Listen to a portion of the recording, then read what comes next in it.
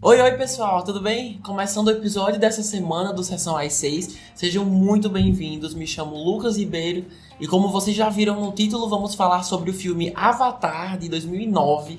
Perguntei lá no Instagram se vocês tinham interesse em escutar um podcast sobre, antes de falarmos de Avatar 2, e vocês disseram que sim. Quem não votou e quiser participar das próximas votações, vão lá no @Sessão às 6 no Instagram, onde sempre atualizo vocês de novos episódios e por aí vai. Como a função desse podcast é justamente relembrar pontos do primeiro filme e servir como um esquenta para a continuação, obviamente teremos spoilers, ok? Estão avisados. E mais uma coisa antes de irmos para a sinopse. No podcast passado, eu disse que hoje iríamos falar sobre Avatar e Entre Facas e Segredos, um outro filme que vocês pediram para servir como esquenta para o podcast futuro de Glass Onion, que vai lançar na Netflix. Mas o que eu não tinha percebido era que essa semana ia ser a última do meu semestre esse ano na faculdade. E eu subestimei completamente a quantidade de coisas que eu teria que fazer antes do ano acabar. E já dá trabalho organizar um roteiro para falar de um filme, quem dirá de dois. Então, como eu me recuso a fazer um podcast meia boca falando super corrido de dois filmes que tem bastante coisa para discutir cada um, achei melhor falar só de Avatar hoje e depois eu vejo o que eu faço. Acho que vou falar de Entre Facas e Segredos e Glass Onion no mesmo podcast, mas enfim, peço desculpas, tá? Bora então para a sinopse de Avatar. Espero que gostem. No exuberante mundo alienígena de Pandora vivem os Na'vi, seres que parecem ser primitivos, mas são altamente evoluídos. Como o ambiente do planeta é tóxico, foram criados os avatares, corpos biológicos controlados pela mente humana que se movimentam livremente em Pandora. Jake Sully, um ex-fuzileiro naval paralítico, volta a andar através de um avatar e se apaixona por uma Na'vi. Esta paixão leva Jake a lutar pela sobrevivência de Pandora. A sinopse que tem na internet é bem mais o resumo do filme do que uma sinopse mesmo, né? Mas beleza. É dirigido pelo ícone James Cameron, responsável por filmes como Titanic, alguns do Exterminador do Futuro, Aliens e provavelmente os próximos 80 avatares que vão ser lançados futuramente. Quem quiser conferir, tá no catálogo do Disney Plus, sem custo adicional. Pessoal, sei que vocês já sabem disso, mas para os que não sabem, Avatar é simplesmente o filme mais lucrativo da história do cinema. No momento em que essa gravação está sendo feita, não existe um que tenha arrecadado mais nos cinemas do que esse Avatar de 2009. É um marco histórico muito impressionante. Independente do que você acha do filme, se gostou ou não, não tem como negar que é um sucesso. Por um momento, Vingadores Ultimato ultrapassou essa marca, mas se não me engano, no auge da pandemia, Avatar foi relançado na China para ajudar os cinemas que na época estavam em risco de falir e tudo mais. E foi um sucesso tão grande que voltou ao top 1, desbancando Vingadores. Só para vocês saberem, de acordo com a Wikipédia, Ultimato arrecadou mundialmente mais de 2 bilhões e 797 milhões de dólares. Já Avatar arrecadou mais de 2 bilhões e 922 milhões de dólares. Então imagine a pressão desse segundo filme que vai lançar, né? Galera, vi esse filme 3 vezes, tá? A primeira, uns anos atrás, porque eu queria escutar o podcast dos meus amigos do Vice. A segunda foi quando eles relançaram nos cinemas em 3D, alguns meses atrás. E como foi algo revolucionário e eu nunca vi no cinema, achei que valia a pena conferir. Detalhe que isso foi no auge do segundo turno para presidente aqui no Brasil. Então, quando o país estava pegando fogo, eu pensei, acho que vou me isolar no cinema por 3 horas. E foi isso que aconteceu. E a terceira vez foi agora para falar no podcast, né, no Disney Plus mesmo. Sobre o 3D, não lembro de detalhes, mas lembro que gostei, que fez uma diferença. E definitivamente você sente o 3D infinitamente mais do que nos filmes 3D de hoje em dia. Eu sei que tem gente que detesta 3D, que não suporta. Pra mim é tanto faz, sabe? Como os filmes de hoje não fazem questão de imergir o público com a opção 3D que é dada, não faz diferença pra mim. As poucas vezes que assisti foram por causa do horário mesmo. Foram mais por causa do horário do que eu fazer questão de ver em 3D. Vocês gostam de assistir em 3D? Me conta lá no Instagram, porque as pessoas são bem divisivas quanto a isso, né? Tá, agora ao que interessa, né? A história. Apesar de toda a ficção envolvendo um outro planeta, uma raça de seres alienígenas, de árvores que coletam memória, é um filme simples de se entender porque no seu centro é sobre a sobrevivência de uma raça, né? De uma comunidade contra a opressão de uma outra raça, mais tecnológica, militar e disposta a fazer de tudo para conquistar um novo território. Como esse é o plot principal, é óbvio que a primeira mensagem, a primeira apologia que o filme faz é da colonização. Muitos países, incluindo o Brasil, claro, foram colonizados aos custos de extrema violência e aniquilação de diversos povos nativos e suas culturas. E fazer com que o tema central seja esse, não só traz uma visibilidade interessante sobre esse tema, né? Mas eu me pergunto o quanto isso afetou no marketing, porque muitas pessoas assistindo, independente de onde estiverem no mundo, podem ver e pensar: caramba, meu país tem uma história parecida, isso não é tão ficção assim. Com certeza deu umas camadas a mais aí para a história. E acho bem feito, foi uma boa escolha. A mistura de comentários sociais com cenas de ação também são ótimas. Não acho um filme parado, sempre manteve minha atenção. Da primeira vez que vi, confesso que achei bem lento, que poderia ter sido mais dinâmico, mais curto. Mas revendo essa última vez, o ritmo é normal. O roteiro tem que apresentar muita coisa para o público que eles nunca viram antes. E para isso é necessário um certo tempo para absorver tudo, para explicar tudo. Por falar em ação, destaco o terceiro ato, a tão esperada guerra entre os militares americanos e os nativos Na'vi, e James Cameron não decepciona nas sequências de ação. Tem a aeronave contra nativo montados nas criaturas voadoras lá, tem militar dentro de robô contra os animais terrestres. Gostei bastante, adoro quando vejo exemplos de diretores famosos fazendo filmes com muito o que dizer, com vários comentários e mensagens adultas, mas que sabe agradar o povão, que sabe agradar as massas com grandes cenas de luta. Claro que não é uma regra, não é a fórmula perfeita, mas com toda certeza contribuiu com os mais de 2 bilhões de dólares que arrecadou nos cinemas. Depois falo mais de Oscar, mas eu soube que os filmes que provavelmente vão ser indicados esse ano são bem chatos. Tem vários que eu não vi, é cedo pra dizer, mas pelos críticos que já conferiram por aí afora, você vê que são filmes que na cabeça do diretor são o máximo, mas tenta ser tão cult e tão intelectual que não apela para que muitas pessoas vejam. Pode até ter uma história interessante, mas se não conseguir vender ingressos, também não ajuda, né? Lucas, mas se ganhar o Oscar é o que importa. Mas premiações como o Oscar necessitam de audiência. Quem vai assistir é a gente. Quem é que vai passar horas da madrugada assistindo uma premiação de filmes que não gosta? O que eu tô querendo dizer é que muitas vezes um filme não consegue ser as duas coisas. Atrair o povão, as massas que vão fazer uma baita diferença na bilheteria e na visibilidade do Oscar, e ainda conseguir ser intelectual, ser um filme cabeça, sabe? E com esse Avatar, James Cameron mostra que consegue sim fazer as duas coisas muito bem e foi super recompensado por isso, tanto pela bilheteria como pela academia.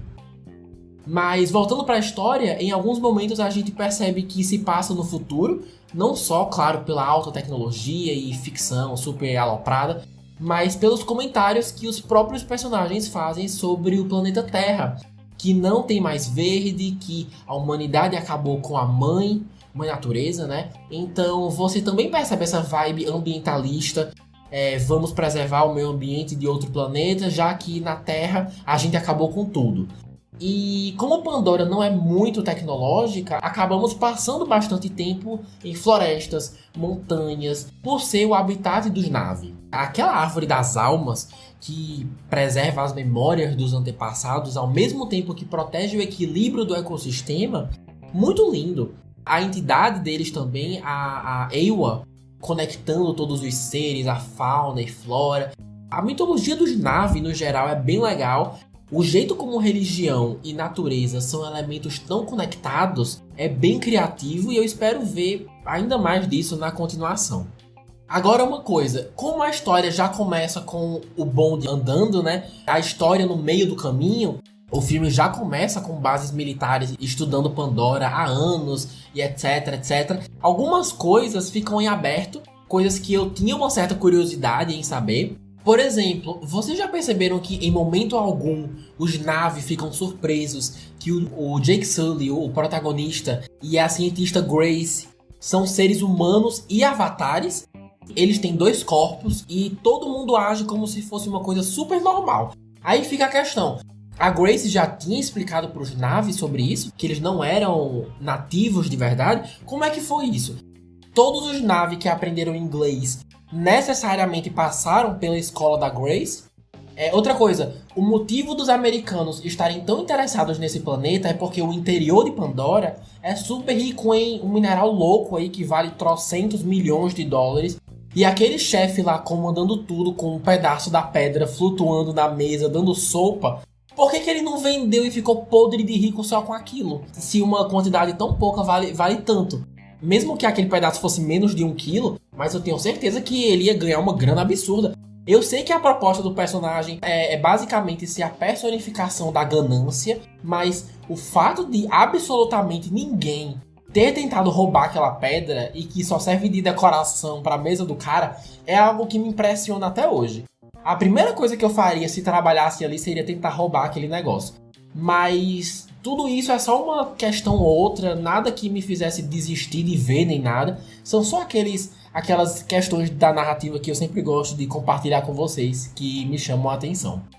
E assim, apesar de tudo que eu falei agora, Avatar tem um problema. Ah, Luca, só um? Olha, eu sei que tem coisa clichê e tudo mais, mas de problema mesmo, pra mim é só um. E ele é gigantesco. A questão do Salvador Branco, né? Pra quem não sabe, o termo Salvador Branco é quando uma pessoa branca, quase sempre americana, é mostrada como a salvadora. Aquela que humildemente vai ajudar as pobres minorias a fazer o que elas sempre quiseram fazer ou vai mostrar como se faz. O problema disso é que você acaba tirando o mérito de um grupo que acaba se tornando submisso e necessitado dessa pessoa milagrosa, sabe? Perdendo a chance de mostrar como esse clã, mesmo não sendo militarizado, não é bobo nem nada. Dar a oportunidade dos nativos mostrarem isso sozinhos, em pelo menos algumas cenas, ia fazer muita diferença. O que eu tô querendo dizer é que haviam maneiras de fazer as duas coisas. Tornar o americano Jake Sully protagonista e ainda empoderar uma comunidade nativa que constantemente é mencionada e dita como super forte e super preparada. E essa questão é vista várias vezes. Por exemplo, quando a Neytiri conta pro Jake da raça de uma criatura que só consegue ser dominada de séculos em séculos e os domadores sempre foram seus antepassados, que é algo enraizado na sua ancestralidade e tudo mais. Aí mais pra frente tá ele lá aterrissando com o bicho, como se estivesse estacionando um carro. Outro exemplo é quando o Jake se torna o líder do clã no final do filme também. São momentos assim que fazem o público pensar: caramba, então pelo jeito ele é o escolhido mesmo, né? Ele é a pessoa ideal pra comandar todo mundo aí. É o Salvador Branco. E outra coisa, eu não tô falando isso porque eu quero lacrar, nem ser o diferentão que vai falar mal do maior filme. Primeiro que eu tenho mais o que fazer, né? Literalmente, tem umas coisas da faculdade que eu ainda não terminei. E segundo, porque eu pesquisei, eu dei uma olhada mínima, básica, sobre a ideia do Salvador Branco e tá nitidamente estampado na cara desse filme. É um fato, mano. Todo mundo sabe disso. O que é triste, porque isso acaba diminuindo, sim, tudo de interessante que essa relação entre as raças traz, ou tenta trazer, como a troca de cultura entre o Jake e a Neytiri, o estudo da Grace sobre a flora de Pandora, que eu achei bem legal, as árvores e como elas estão conectadas, como sinapses ou, enfim, neurônios, eu não lembro a analogia. Tudo acaba sendo diminuído por causa disso. O que é uma pena. Mesmo querendo passar pano, não tem como. Antes de irmos para os personagens, eu destaco, claro, a animação. Assim, eu de verdade acredito que parece que esse filme foi lançado 5, 7 anos atrás, se não menos, de tão atual que a animação continua sendo. Os efeitos aqui foram feitos de 2009 para trás, e assistindo, principalmente numa tela grande como a do cinema, é incrível pensar que tudo que a gente vê, Pandora inteira, foi feita usando efeitos especiais no computador. Revendo, eu em momento algum fiquei... Isso aí um dia revolucionou o cinema? Muito pelo contrário, me impressiona até hoje, e as poucas cenas que já vi de Avatar 2 deixaram bem claro que não vai ser nada menos do que um espetáculo visual, né? Um marco nos efeitos especiais de Hollywood, assim como o primeiro foi, pelo menos a impressão é essa, né? Tô animado em especial para ver as sequências na água, tenho certeza que nesse sentido vai ser sensacional. Então assim, minha curiosidade tá a mil. Agora sobre os personagens, começando por Sam Worthington, que interpreta o Jake Sully, um ex-fuzileiro cadeirante, selecionado para o programa Avatar para substituir seu irmão gêmeo falecido, usando o Avatar já produzido para o irmão. Vocês também perceberam que com o tempo eles super ignoram esse arco dele ser cadeirante e ter um Avatar com a mobilidade das pernas? Na primeira vez a gente fica, que massa, como deve ser uma experiência transformadora para ele. E daí em diante o roteiro fica bem dane-se pra isso, inclusive o próprio personagem. Poderiam ter feito tanta coisa, gente. Com certeza é uma oportunidade perdida. Mas sobre o seu arco no geral, pra mim ele foi uma daquelas pessoas que é mais interessante pela história em que ele está do que o personagem em si, sabe? Não tive muito apego emocional pelo cara, o ator é ok, ele faz o suficiente pra não atrapalhar a história. Ele entrega tudo que o protagonista precisa, apesar de não ser tão expressivo assim. Mas sabe quem impressiona em termos de atuação? Zoe Saldana. Sua personagem sim é bem expressiva, e mesmo quem não concorde com isso, convido a todos vocês a pesquisarem no Google os bastidores dela gravando esse primeiro filme, usando uma roupa de captura de movimento. Tinham vários vídeos até pouco tempo atrás circulando nas redes sociais dela usando essa roupa, cheia de pontinhos no rosto, e ela dá um show. Dá um show. Se sua personagem, Neytiri, tem um mínimo de expressão corporal, vocal, é porque Zoe Saldana fez um show nos bastidores. Apesar de ser um interesse amoroso do Jake, aproveita o papel ao máximo, me convencendo completamente que é alguém super familiar com os dogmas e a cultura do seu povo. O departamento dos efeitos especiais também merece um baita reconhecimento por causa disso, mas eu destaco a Zoe porque, estamos falando do elenco. Então, nota 10. Beleza, Avatar termina com algumas pontas soltas, alguns ganchos, e é disso que vamos falar agora. A batalha termina com os militares perdendo e voltando para a Terra, apesar de que alguns decidiram ficar para ajudar Pandora, principalmente os amigos do Jake. Pelo minério continuar no planeta e eles terem fracassado, é provável que vejamos no segundo filme uma nova tentativa de extrair essa riqueza, né? Vale lembrar que aquele comandante super vibes vilão morre também na batalha, com 2 flechadas dadas pela Neytiri. Porém, já foi confirmado que o ator que fez esse comandante está no segundo filme como um Avatar.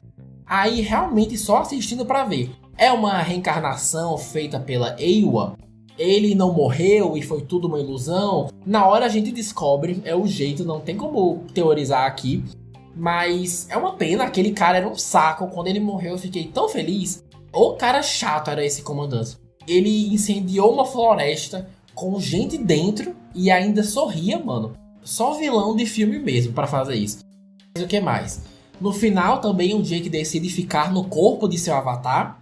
Inclusive o filme literalmente termina assim. Aí participa de um ritual para que sua consciência esteja permanentemente no seu avatar, abandonando o seu corpo humano. E pelos trailers e teasers de O Caminho da Água, vai ter se passado tanto tempo desde o primeiro filme que o casal Jake e Neytiri tem filhos, vários filhos, acho que uns 4 por aí. Então vamos ter mais personagens na linha de frente junto com o Jake. Mas detalhe, um de seus filhos é uma garota, não sei o nome, mas que está sendo dublada pela Sigourney Weaver, que é a atriz que fez a Grace, a cientista Grace. Mas a Grace morreu, né? Eles tentaram ali transferir sua consciência pro seu avatar no último minuto e salvar sua vida, porque ela tinha levado um tiro. mas deu a entender que ela morreu antes, que não deu certo, que não conseguiu, que até conseguiu ver a entidade Eywa, né, mas não chegou a sobreviver. Eu achava que pelo fato dela ter visto a Eywa, que ela ia ficar na Árvore das Almas como uma recordação ou algo assim, mas ela realmente tá dando voz a uma criança. Então assim, isso é outra coisa que só assistindo pra entender, porque agora não faz sentido nenhum. Tô bem animado pra ver essa continuação, mas confesso que meu maior receio é que a história seja quase igual à do filme de 2009. A raça humana invade Pandora para extrair um minério super valioso, mas às custas do povo Na'vi e da sua cultura. Então eles têm que se unir com outros clãs de Pandora para conseguirem derrotar os colonizadores, com o Jake liderando tudo, sendo que dessa vez a ajuda maior viria desse povo da água. Mesmo com personagens novos e algumas outras novidades, tenho medo de mais de 10 anos depois do primeiro filme a história ser a mesma. Se for a mesma, tem que ser muito boa, mano. Mas enfim, vamos ver, né? Em relação ao Oscar, em 2010 foi indicado a 9 categorias. São elas: melhor filme, diretor, edição, fotografia, direção de arte, efeitos visuais, edição de som, mixagem de som e trilha sonora. Mas saiu da premiação levando apenas fotografia, direção de arte e efeitos visuais. O que venhamos e convenhamos são categorias super válidas e merecedoras, né? Não sei quem foram os concorrentes, mas quando eu penso em fotografia, direção de arte e efeitos visuais, Avatar trata esses aspectos muito bem, porque a colaboração desses departamentos dá vida a uma realidade lindíssima que é Pandora. Ainda mais numa época em que filmes com esse nível de efeitos especiais eram poucos. Então, mesmo não ganhando nas grandes categorias, nas que ganhou, achei super justo. Acho que todos nós concordamos, né? Ainda não vi O Caminho da Água, mas tem fortes chances de marcar presença no Oscar de 2023. Ainda mais com os avanços da tecnologia que James Cameron tem em sua disposição.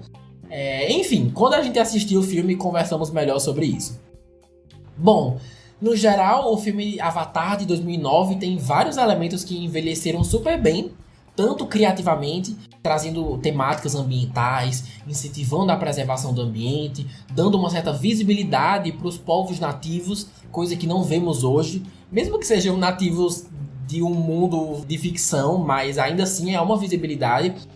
Então, tanto criativamente quanto tecnicamente, com efeitos especiais e métodos de captura de movimentos super legais e tão bem feitos que elevaram as longas sequências de ação que me prendem até hoje. Porém, infelizmente, outros aspectos envelheceram bem mal. Em especial, o Salvador Branco, que é encontrado em abundância aqui. Uma história que traz nativos indígenas, se dá o trabalho de passar um tempão explicando e explorando seus costumes e tradições, mas escolhe empoderá-los através do homem branco que gostou muito da comunidade e ia adorar ser o líder do clã. Estão entendendo? E isso não pega bem. O que me dói, porque como eu falei antes, as interações dele com os Na'vi são bem legais. Essa troca de cultura é muito bonita, mas quando o roteiro escolhe dar o protagonismo para ele, quase sempre acaba sendo às custas de tornar essa raça inteira passiva e submissa, ao invés de mais empoderada com o seu próprio povo. No final das contas, levando em consideração todos os aspectos comentados hoje, gostei sim do filme. Eu acho que é possível você problematizar e apontar as coisas que não deram certo ou que não são muito legais, mas ao mesmo tempo se divertir e valorizar e respeitar as conquistas. Adorei, na verdade. Pandora é super legal, apesar de ter umas 3 horas de filme mais ou menos, me entreteve. Não sou fã número 1 da franquia, mas definitivamente tenho vontade de conhecer mais desse mundo, que pelo que vimos nos trailers de O Caminho da Água, promete expandir ainda mais essa realidade tão interessante e linda, né, de assistir. E aí, concordam com o que foi dito? Discordam? É o filme preferido de vocês? Acham que é justo ser o filme mais lucrativo de todos os tempos? Essa questão do Salvador Branco incomoda vocês? Acham que Avatar: O Caminho da Água vai ser um sucesso como foi esse primeiro? Ou não? Podem ser sinceros que eu não vou julgar vocês, tá? Vão lá no Instagram, @sessãoas6, compartilhem suas impressões, o que acharam do podcast, o que acharam do filme. Deixei de comentar um monte de coisa, né? pois vão lá que a conversa nunca para por aqui. E dito isso, chegamos ao fim de mais um podcast. Por favor, se vocês conhecem alguém que curtiu o primeiro Avatar e tá animado com esse que tá chegando nos cinemas, manda pra ele, manda pra ela, que todo compartilhamento ajuda muito o Sessão às 6 a alcançar mais pessoas. Semana que vem, se Deus quiser, vamos falar sobre Avatar: O Caminho da Água. Não prometo nada, mas no cronograma que eu fiz, esse é o próximo filme a ser discutido. Então, se der tudo certo, estaremos falando dele sábado que vem, tá bom? Vou ficando por aqui. Se vocês escutaram até aqui, muito obrigado, de verdade. Um beijo enorme e até mais. Tchau!